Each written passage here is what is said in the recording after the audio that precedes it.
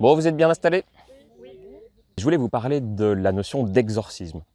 Si vous avez l'occasion dans votre vie d'assister à des exorcismes, je vous le recommande, c'est hyper intéressant, eh bien, vous verrez tout de suite le langage hypnotique qui est utilisé par les exorcistes. C'est incroyable, on a tout. C'est-à-dire qu'on a les confusions, on a les suggestions indirectes, on a les fausses questions, avec, où on appelle le démon dans le corps et en disant, ben voilà, si le démon est là dans ton corps, qu'il me réponde par ta voix ou par ton corps. Et puisqu'on est dans le système de croyance de la personne, ben les résultats sont positifs.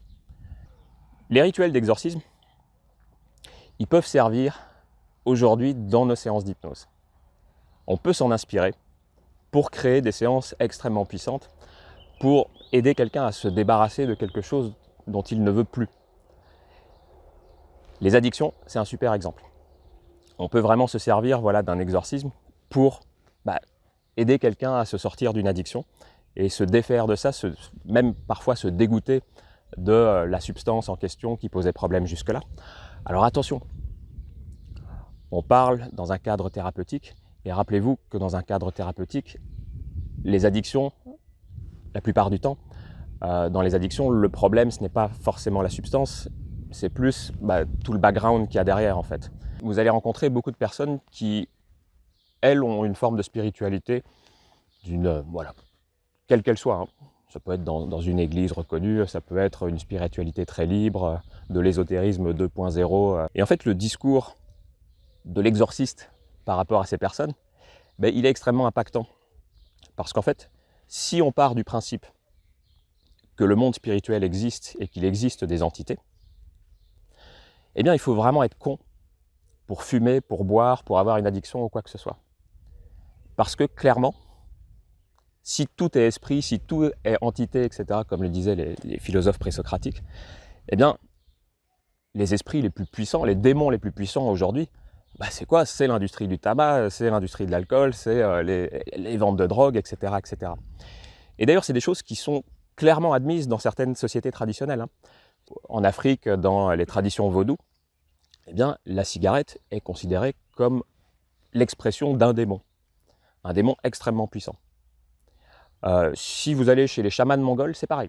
C'est hyper utilitaire pour l'hypnothérapeute de connaître ces choses-là, parce qu'en fait, vous avez un levier hyper intéressant dont vous pouvez vous servir en séance.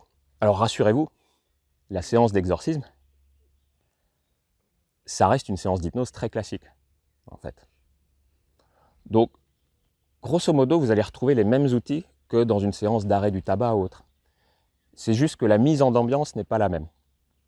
Mais les phases, elles sont exactement les mêmes. C'est-à-dire qu'on va montrer à l'inconscient de la personne que la substance que lui pensait bonne pour la personne, qu'en réalité, elle est mauvaise.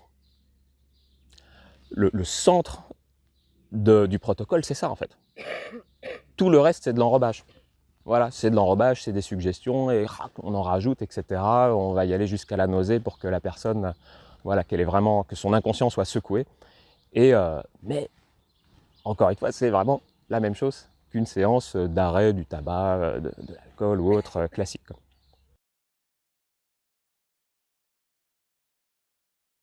Alors Manu, eh bien, c'est quoi ton démon? Je sais pas comment il s'appelle, mais pour moi, il y a quelque chose de satanique, effectivement, dans le fait d'être addict. Ça rend méchant, ça rend violent, ça rend agressif. Menteur aussi. Radin, voilà, tout ce qu'on n'est pas à la base, ou tout ce qu'on ne voudrait pas être, ou tout ce qu'on nous interdit d'être, peut être... ouais. Il y a, avec certaines descentes de produits ou certains excès d'activité, le manque, etc. Ouais, il y a un espèce d'alter ego qui se développe. Enfin, ça peut être extrêmement problématique. Et tu parlais de rage, mais ouais, il y a des... Tu peux te mettre à détester des gens sans aucune raison. Il y a un espèce de truc comme ça. Donc là, on ne parle pas d'une addiction en particulier, mais plus du phénomène addictif dans son ensemble. Bah ouais, parce que moi, mon parcours, c'est de passer souvent d'être passé d'un truc à l'autre. Et puis, là, il y a un problème assez récent qui pour moi n'est pas tout à fait résolue, tu vois. En gros, c'est d'avoir tapé dans l'acide, mais à des niveaux stratosphériques, et de ne pas en faire le deuil, et d'essayer de retrouver le même truc avec des produits beaucoup pas assez puissants. Et par mon expérience, c'est la ligne droite vers la rechute, ce genre de truc, quoi. Ouais, voilà. ouais. Donc il y a, là, j'ai pas la solution encore, quoi. Et là, je vais te poser une question très bateau, hein, mais vraiment la question des objectifs. Et comment tu vois justement une vie débarrassée de cet alter ego, de ce démon? Je la vois pas. Je la veux pas forcément d'ailleurs. Ouais. Mais ce serait plutôt un équilibre, quoi. Tu vois, que ce soit pas central, quoi. Ouais, ça marche. Il y a une chose importante Je que sais pas si c'est possible, mais bon, pour l'instant, je me projette pas plus loin que l'idée d'équilibre, quoi. Bah, écoute, on va voir ce que ton inconscient en pense, hein, de toute Voilà. façon. Mais il y a une chose importante que je précise, un peu pareil que lorsque vous faites l'affrontement de la bête avec l'hypnose archétypale, on va jamais attaquer une partie de l'inconscient de la personne. Donc la suggestion, ça va être que bah, justement ce démon, cette créature qui crée ces phénomènes addictifs, qu'elle vient de l'extérieur en fait. Donc qu'elle vient de toutes les pollutions de la vie, toutes les suggestions négatives, tous les trucs qui ont été emmagasinés par l'inconscient et dont il n'a pas su quoi faire. Et voilà. C'est une histoire, hein. Peu importe que ce soit vrai ou pas. De toute façon, ce qui compte, c'est vraiment juste de bien préciser que bah, c'est quelque chose d'extérieur qu'on affronte. Voilà. Pas de conflit intérieur, sinon vous perdez. Je vais te demander juste de regarder au-dessus de mon épaule. Voilà. Et de détendre ce bras parce que là il est un petit peu tendu. Hein, on a déjà les crispations musculaires, super. Voilà, et à mesure que ma voix est en train de changer, eh bien tu vas sentir cet état d'hypnose qui remonte tranquillement, mais rapidement en même temps en toi et qui investit chaque partie de ton corps jusqu'à ce que tu puisses vraiment plonger à l'intérieur de toi-même. Voilà, toujours plus bas, toujours mieux, toujours plus agréablement. Voilà, je vais te demander d'imaginer que tu atteins un lieu agréable de ton choix. Je vais décompter de 10 jusqu'à 1.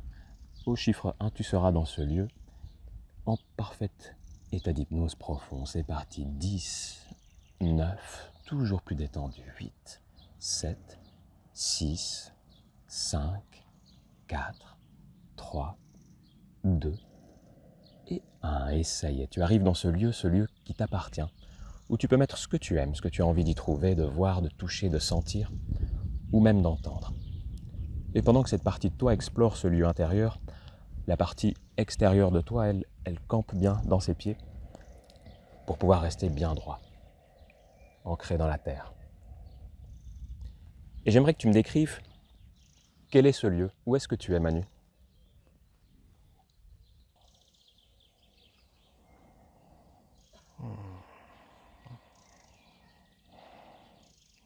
Je sais pas.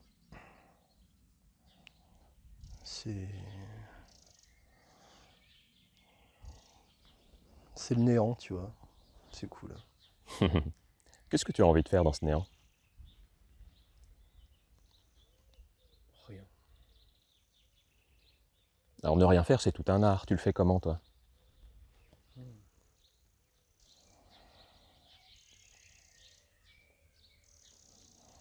Bah, je me concentre sur ce que j'entends, ce que j'écoute.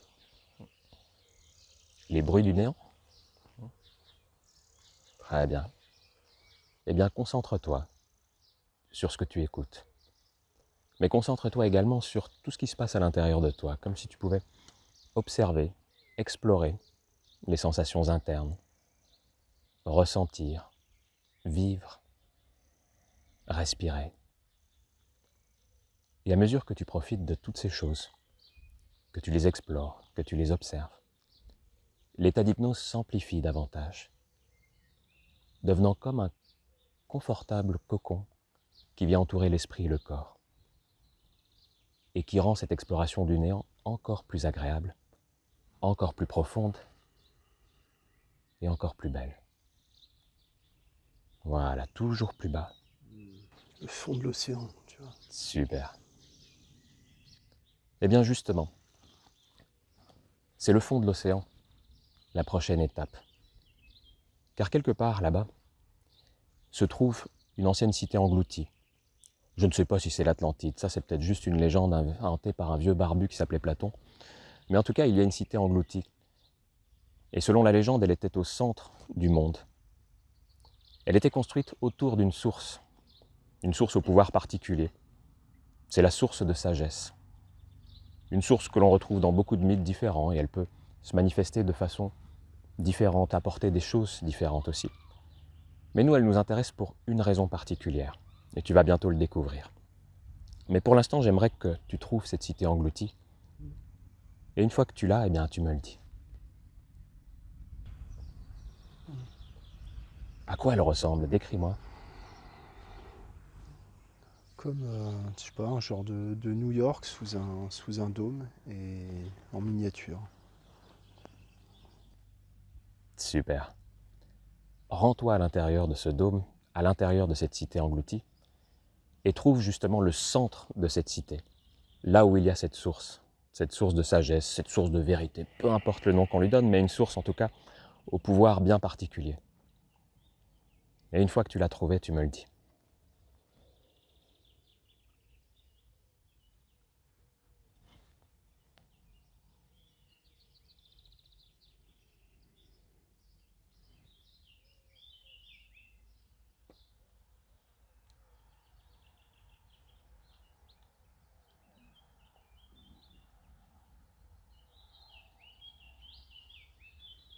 Ça doit être ça. La fontaine de Trévi, tu vois. Hmm. Ouais. Super. Eh bien, Manu, c'est là que le rituel va véritablement commencer. Parce que cette fontaine, cette source, elle permet de voir les choses que l'on ne peut pas voir habituellement. Mais pour ça, il y a un sacrifice à faire. Il va falloir que tu te défasses de l'un de tes deux yeux, que tu vas plonger dans la fontaine, en offrande d'une certaine manière. Ouais, t'inquiète pas. Le dieu Odin l'a fait, il s'en sort très bien. Alors vas-y, fais-le comme si tu étais un de ces mannequins en fac de médecine où on peut retirer les organes pour pouvoir les observer et puis les remettre à leur place. Eh bien, tu vas faire ça, tu vas enlever un de tes deux yeux, celui de ton choix, et le jeter dans la fontaine. Ça va faire quelque chose d'un petit peu particulier, et ça peut approfondir davantage la transe hypnotique aussi, mais c'est normal. Et une fois que ce sera fait, tu me le dis.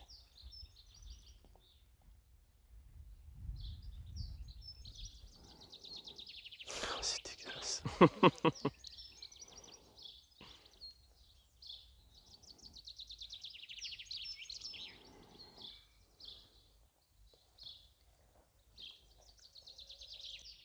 Observe bien ce qui se passe maintenant. Qu'est-ce que cela produit en toi, dis-moi?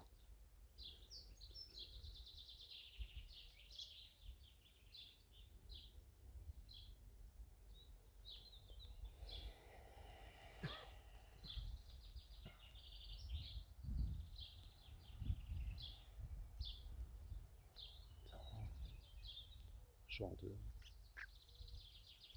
Comme si on met sur l'estomac un truc. Très bien.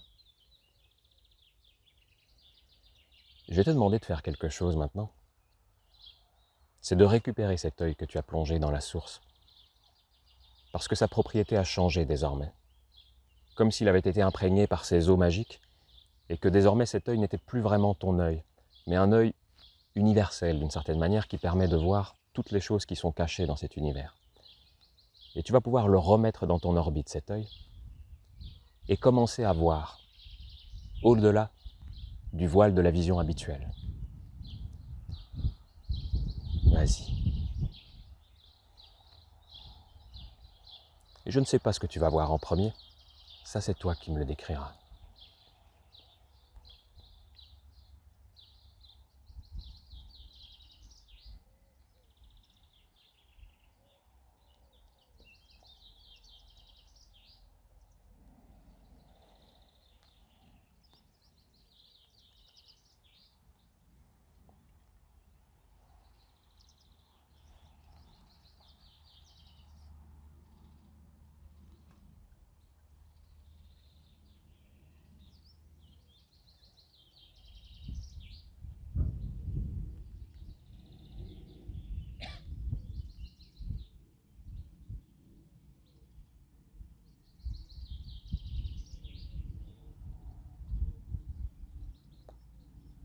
Alors, quelles sont les premières choses que tu décèles? Décris-moi.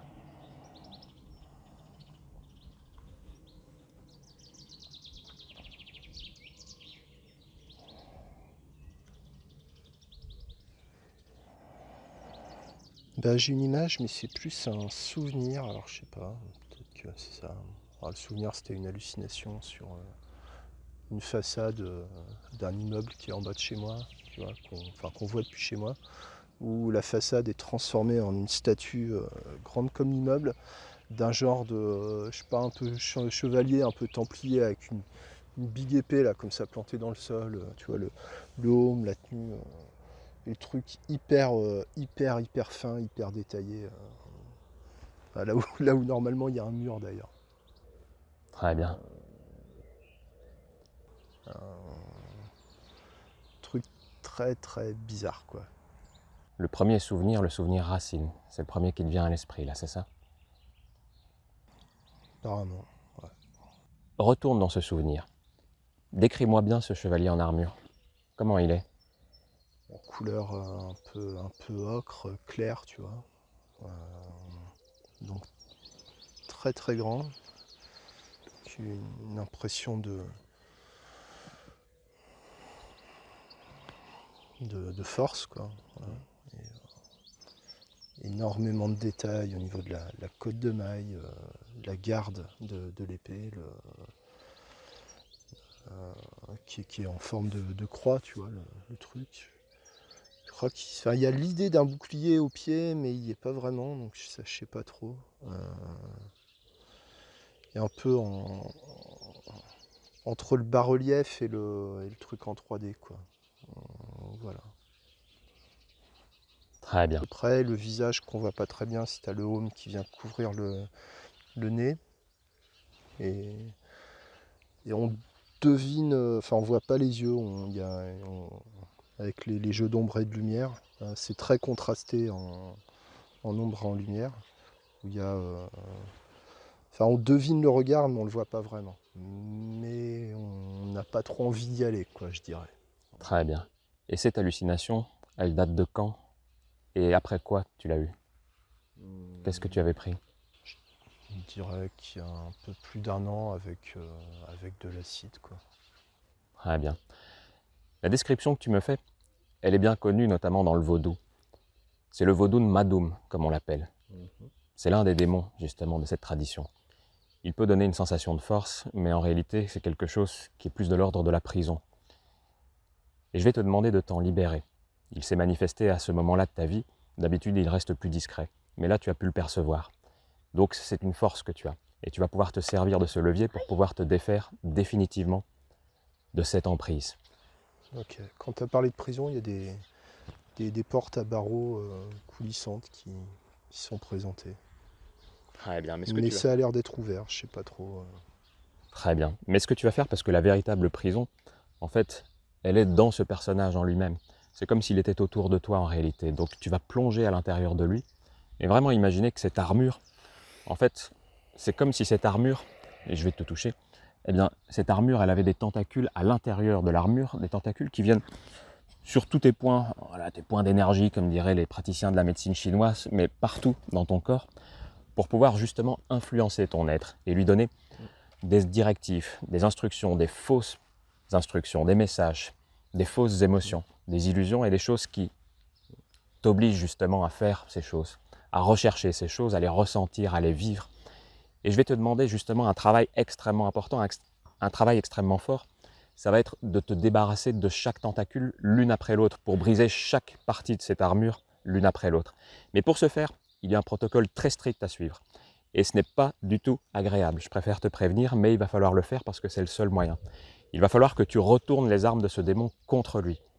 Ce qui veut dire que tu vas vivre là, dans cette scène, eh bien, toutes les défonces, toutes les prises de substances que tu as prises au cours de ta vie, voilà, en accéléré.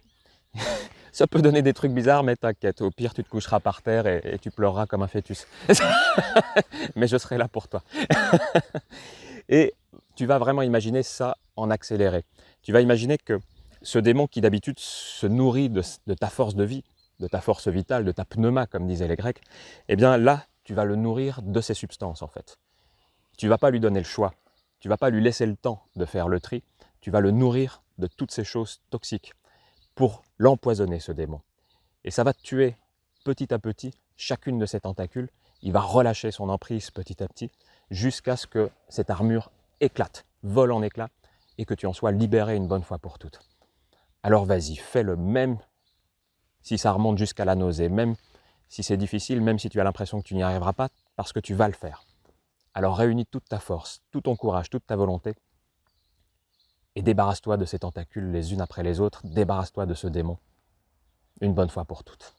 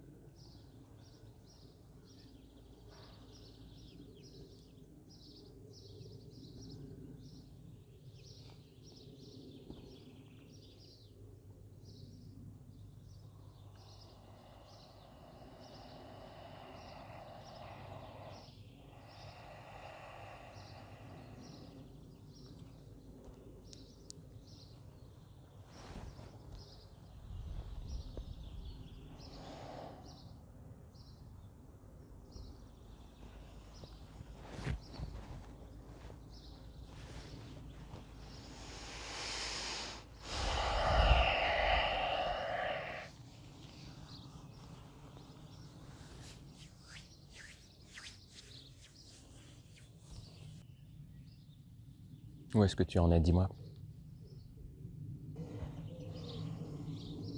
Je sais pas trop. Referme les yeux. Est-ce qu'il y a encore des parts de cette armure?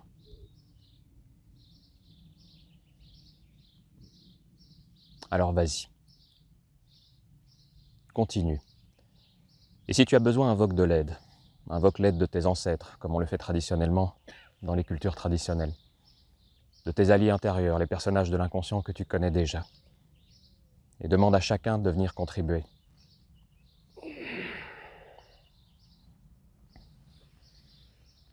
Et je vais venir me placer derrière toi, et je vais juste venir appuyer sur tes épaules en rythme.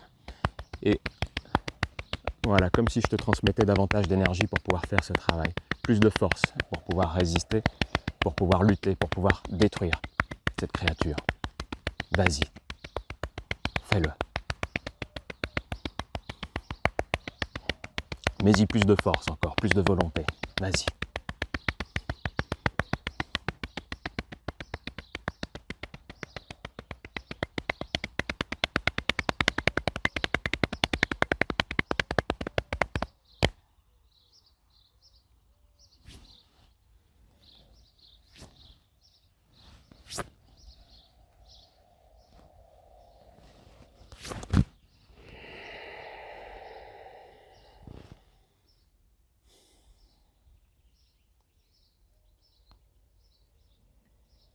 Décris-moi ce que tu ressens là maintenant.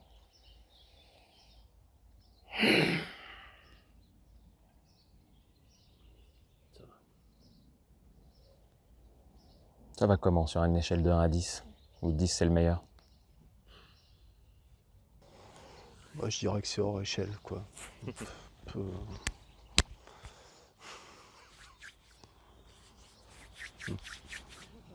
Ça va. Super. On n'a pas encore fini le rituel. Referme les yeux. Est-ce qu'il y a des restes de ce démon quelque part par terre, des éclats, des brisures?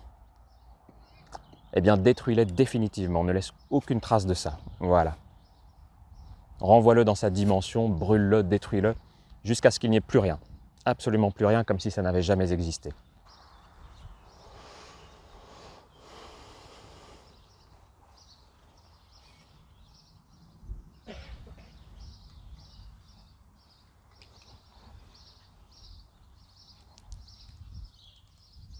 Et une fois que c'est fait, tu me le dis. Super. Il reste une étape de purification. Il y a une autre fontaine un petit peu plus loin, un petit peu excentrée.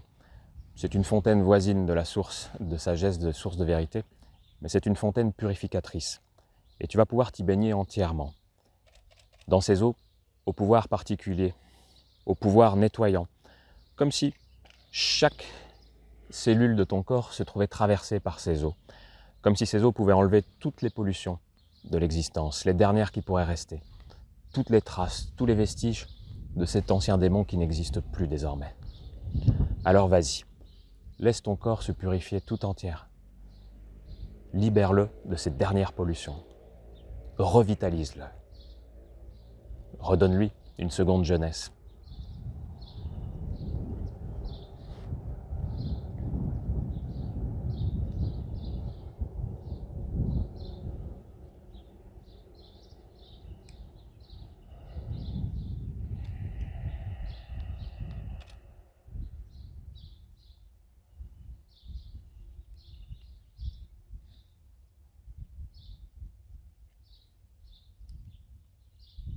C'est agréable, n'est-ce pas?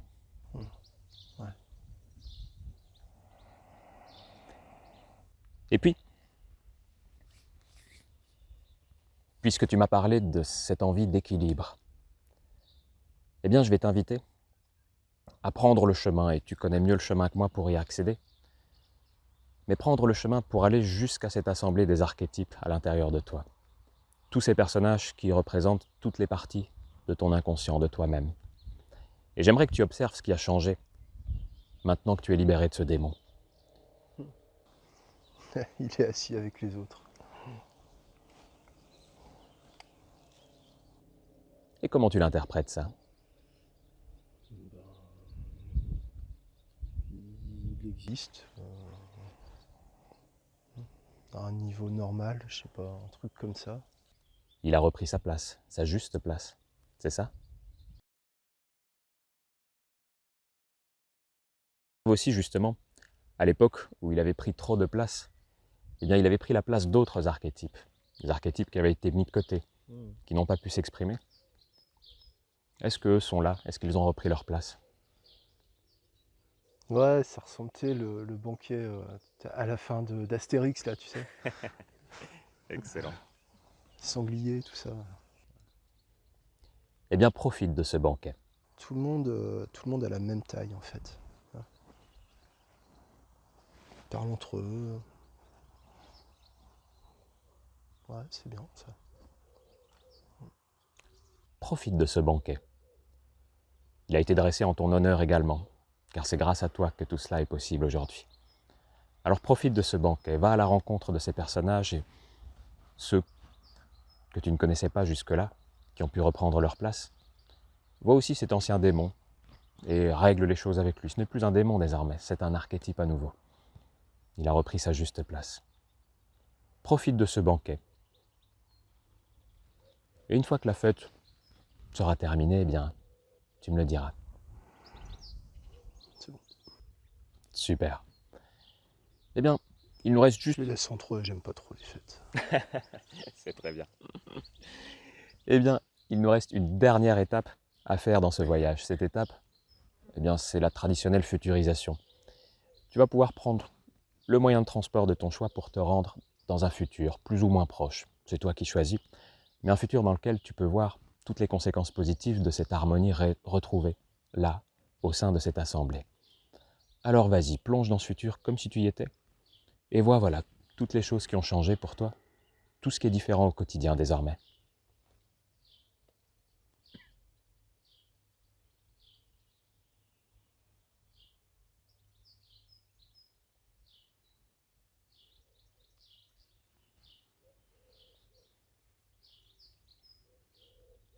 Je dirais que c'est la même chose, tu vois, mais plus cool en fait. Tu vois, ça. Tu sais, les trucs qui se répètent de la vie, tu vois. Bosser, les enfants, tout ça, machin. Mais ok, quoi. Est-ce que ça te plaît, est-ce que ça te convient? Ouais, c'est bien. Super, et bien dans ce cas, tu vas pouvoir revenir tout doucement en direction d'ici et maintenant, de la conscience ordinaire, mais revenir en étant transformé, libéré, rééquilibré. Tu vas pouvoir voilà, prendre le temps qu'il te faut pour émerger, tu connais le chemin, mais je vais compter jusqu'à 10. À chaque chiffre, tu vas sentir les énergies du conscient remonter en toi. À chaque chiffre, tous les changements effectués, toutes ces choses vont devenir encore plus réelles, encore plus concrètes et encore plus effectives pour ton corps, pour ton esprit, pour les deux réunis. C'est parti. Avec le 1, tu sens les énergies qui remontent en toi. Avec le 2, elles sont de plus en plus fortes. Avec le 3, de plus en plus vives. Avec le 4, de plus en plus fraîches. Avec le 5, de plus en plus pures. Avec le 6, tu sens tous les changements s'ancrer au plus profond de toi-même. Avec le 7, jusque dans les moindres recoins de l'inconscient. Avec le 8, réorganisant ce dernier en totalité autour de cet équilibre retrouvé. Avec le 9, tu reprends peu à peu possession de ton corps renouvelé, de ton esprit renouvelé. Et avec le 10, tu émerges à ton rythme et tu te sens super bien, prêt à passer une agréable fin de journée et une très agréable vie, plus cool, de jour en jour.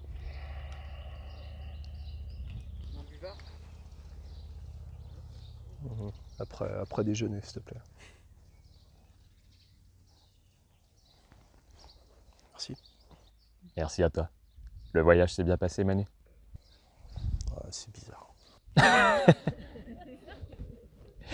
Qu'est-ce que tu as trouvé bizarre, dis-moi? Moi, c'est mon quotidien, donc je suis habitué. Ah,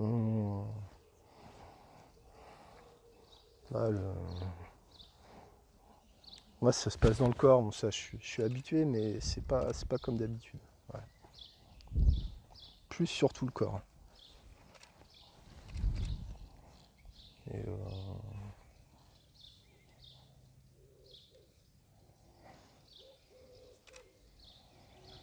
ouais, je sais pas. Ça, je crois que c'est en train de s'effacer là, tout ça. Je sais pas. Laisse les choses se faire, voilà. Continue à laisser les choses se mettre en place. Tu profites de cette belle journée. C'est ce qui compte le plus là tout de suite. Merci à toi.